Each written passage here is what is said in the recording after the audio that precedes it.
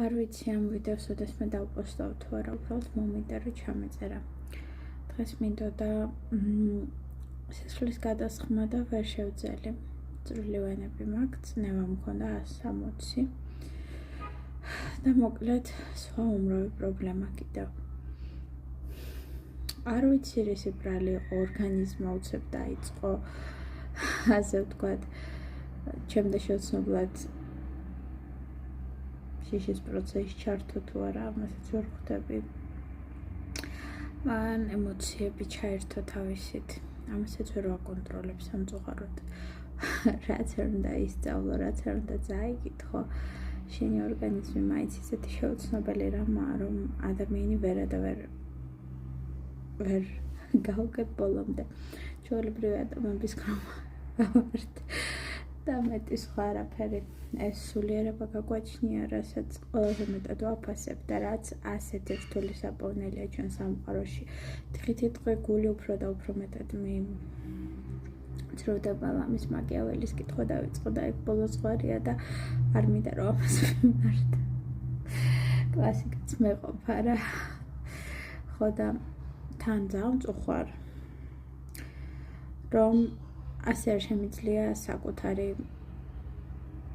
ემოციების განსაზღვრა და იმის წნევა მექნება ვიწრო ვენები თუ რა. თითქოს ჯანმრთელი ხარ ადამიანი და ემოციები შინაგანად ისე ხნის და გჭამს, რომ არ საფუძველსაც არ გიტოვებს არაფრის. საფიქრელადაც ვერ ხვდები. დამშვიდი გაუბნებიან და მშვიდად ხარ, მაგრამ ეს შინაგანი ფონი, მაინც შფოთი, შიში, ალბათ ცოტა არ იყოს დეპრესიული ფონი, შიგნიდან შეუცნობლადაც თუნდაც გჭამს, როდესაც სულ ცუდი ამბები გესმის, ფერი კარგი უკვე შენს ფსიქიკაზე იმდენად მოქმედებს. ადრეც ცდილობდი დაგეიგნორებინა, მაგრამ როდესაც ფიქრობ, რომ სულ საფრთხეში ხარ, თვითონ მაკიაველი ამბობდა, რომ კომფორტი ყველაზე ცუდია, მაგრამ როცა შენი ორგანიზმი ფიქრობს, რომ სრულიად ყოველთვის საფრთხეში ხარ, ალბათ ეს უკვე შინაგანად ხდება. ყველაფერი ემოციებიც გაუწონასწორებულად გარეგნულად გაწონასწორებული ჩანდა და ამაზე ძალიან მწუხარ.